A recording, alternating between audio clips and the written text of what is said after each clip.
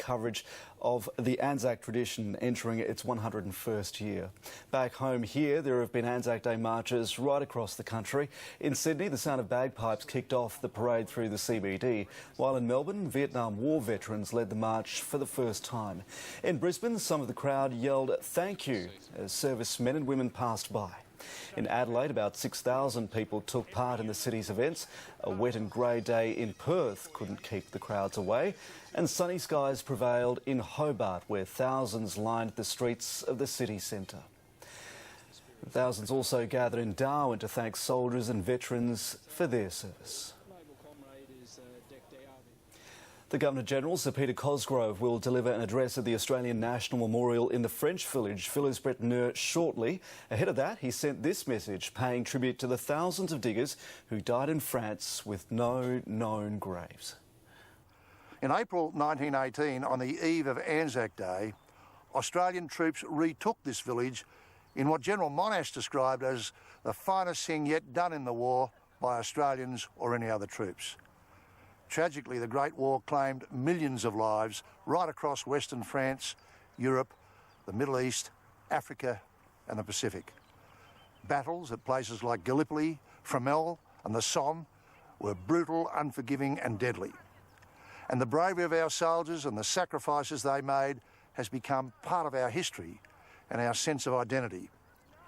Listed on the memorial to the missing here at Villers-Bretonneux are the names of more than 10,000 Australians who lost their lives in France but who have no known grave. Among them is Fred Wrigley, a schoolteacher from Scarsdale in Victoria, killed in April 1918, just 2 days after being mentioned in dispatches for his courage in the fight for this town. He would never know that the school children of Victoria would later take up a collection to rebuild the school at Villers-Bretonneux. Such was the depth of Australia's regard for the people of France, and so great was the sacrifice here.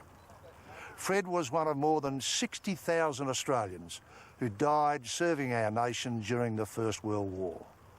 They joined up full of patriotism and eager for adventure, and what they endured was one of the deadliest conflicts in human history. Far from home, family and friends, they only had each other to cling on to get through each day.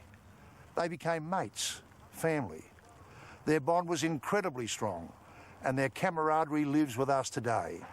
It has become part of us. So on Anzac Day, wherever we are, at memorial services, at RSL clubs in the cities and the bush, in lounge rooms, backyards, beaches and parks, or overseas in places like Wellington, London and Paris, we stop as one to remember the original Anzacs. We mourn lives cut short. We show our enduring gratitude and respect for the men and women of today's Defence Force who live and work with the notion of the Anzacs as the guiding principle of their daily lives. And for those serving right now overseas, wherever you are needed, you are foremost in our thoughts. And we also think of our great allies from New Zealand. No nation could hope for a better friend.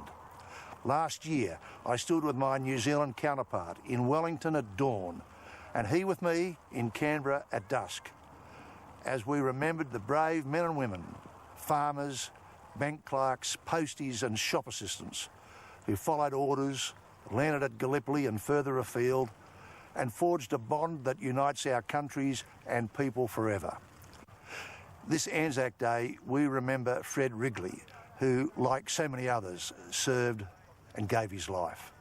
And we say thank you for a debt that can never be fully repaid, lest we forget.